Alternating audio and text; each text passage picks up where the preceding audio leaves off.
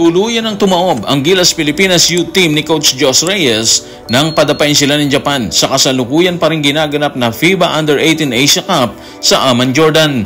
Inamin naman ni SBP President Al Panlilio na naapektuhan din ang isyu kay Alice Guo at iba pa ang prosesong dinadaanan ni Benny Boatwright sa Gilas Pilipinas. Lagay ni Justin Brownlee sa Gilas, inihayag din ni SBP President Al.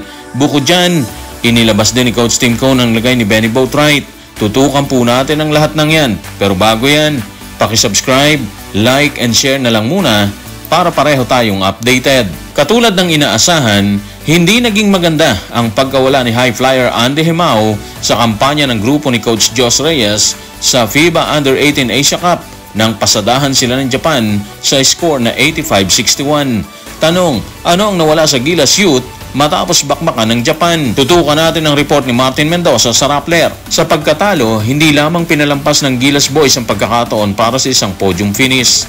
Napalampas din nila ang pagkakataong mag-qualify sa FIBA Under-19 World Cup 2025 na gaganapin sa Switzerland. Well, ganun naman talaga, no? Malaki yung nakataya pero hindi kasi naging pabor sa atin ng panahon eh. Nawala sa lineup ang isa sa mga bala ni Coach Jos na si Andy Himao dahil sa tinamong injury yan sa daliri ilang araw bago yung competition, di ba? Sayang no?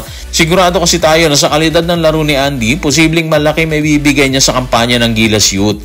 At syempre bukod sa inaasam na pagpasok sana ng Gilas Youth sa World Cup na gaganapin sa Switzerland ngayong 2025, isa rin sa mga nakatayado na kinabukasan ni Coach Jos Reyes. Bago kasi magsimula yung kampanya, lumabas na sa ilang report na dito babase ang SBP or sa kampanya or performance ng Gilas Youth sa FIBA Under-18 Asia Cup para sa patuloy na paghawak ng Batang Reyes sa national team.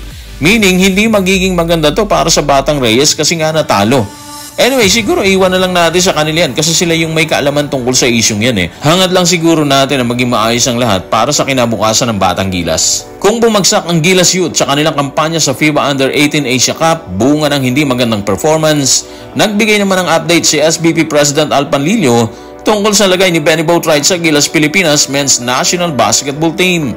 Narito ang pasabog ni SBP President Al. Tutukan natin ang sinabi niya sa report ni Richard D. ng The Manila Times. Very helpful naman ang Kongreso at Senado, di ba? Pero matapos kasi ang SONA or State of the Nation Address ni President Bongbong Marcos, naging busy na sila sa budget discussion at sa issue kay Alice Guo. Grabe naman yun, ha? Kahit sa basketball, andito pa rin si Alice Guo, di ba? Mula mismo yan sa report ni SBP President Al Panlilio. Obviously, ang daming hadlang talaga sa ngayon. Yung budget issues kasi sa Senado at Kongreso, priority nila yon. Yung issue kay Alice Guo, well, alam naman natin na ang tindi ng impact nun. So, natural, i-prioritize din nila yun eh. Ang problema na binbin ang kaso ni Benny Boatwright, yung paggulong ng naturalization process niya. Medyo hindi lang mabagal, kundi base na rin sa pahayag ni SBP President Al, hindi talaga umuusad sa ngayon. Buti nilang may Justin Brownlee pa rin tayo na handang samahan ng Gilas Pilipinas anytime na kailanganin siya ni Coach Tim Cone. Sa isang side, pabor kay Justin yon at syempre pabor din sa Gilas.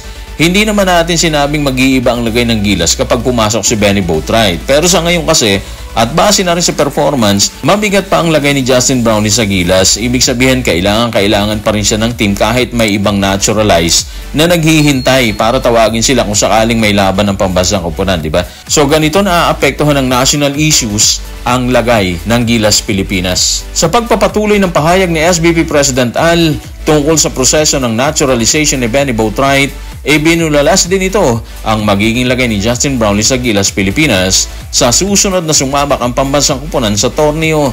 Narito ang nakikita ni SBP President Al ayon mismo kay Coach Tim Cone. Tutukan natin ang sinabi ni SBP President sa report ni Richard D. ng The Manila Times. Maganda pa rin ang inilalaro ni Justin at ipinakita niya yan sa Latvia. Sabi naman ni Coach Tim, kahit paano, makakapaglaro pa si Justin ng isa pang taon sa Gilas. Totoo naman yun, di ba? Yung laro ni Justin, ang laki pa ng kayang ibigay niya sa team eh.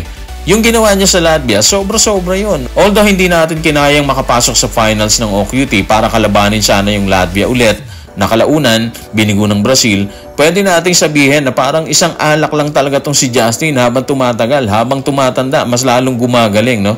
Imagine mo sa ngayon yung statistics ni Justin, pumapalo siya ng 30 points, 9.6 rebounds, 6.6 assists dito sa Ginebra sa kasalukuyang ginaganap na PBA Governors Cup. Hindi biro to para sa isang 35 years old na player. Dapat medyo nag-slow down na siya dyan, pero hindi eh. Mas tumatagal, mas tumitindi. Yung ibang import dito sa PBA, napapauwi ng ibang team, di ba? Dahil sa mahinang performance or hindi fit sa team. Pero si Justin, sa kaso ni Justin, iba siya. At mula kay Coach Tim Cone, nakikita niyang kakayanin pa ni Justin ng isang taon para sa Gilas Pilipinas. Good news yun, hindi lang sa fans ni Justin sa PBA, kundi maging sa Gilas players.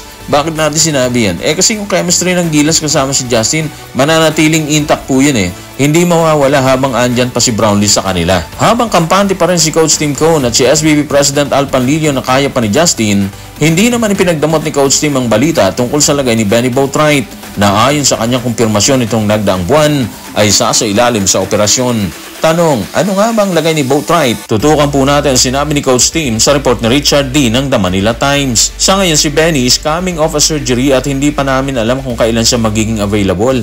Yung proseso rin ng kanyang naturalization ay halos hindi pa rin tapos.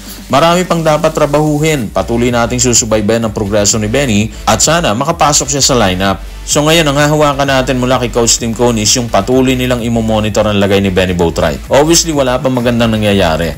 Medyo hindi rin magandang balita yung operasyon sa kanya, di ba? Pero in fairness naman kay Boatwright, impressive naman yung kanya naging stint dito sa SMB. Nagtala siya ng 30.3 points, 12 rebounds sa 3.5 assists. Meron din siyang 35% sa 3-point area. Hindi rin biro yung statistics niya, di ba? At isa yan sa mga consideration, bakit siya niligawan ng SBP at ni Coach Tim Cone para sa naturalization. Wish natin na sana maging okay ang lahat sa kanya para makasama siya ng Gilas sa mga international na competition. Tingin natin baka ipasok si Benny kasama si Justin Brownlee sa Gilas kapag nagdepensa tayo ng title sa SEA Games. Sa SEA Games Cambodia kasi, passport lang ang kinailangan para makasama ang player sa national team. Hindi lang tayo sure kung ganun din ang rule dito sa Thailand sa susunod. Gaganapin po yan sa Sunday, December 7, 2025 po yun. Hanggang sa Friday, December 19, 2025. Abang-abang na lang tayo dyan. Medyo ilang buwan pa po yan. So guys, maraming salamat.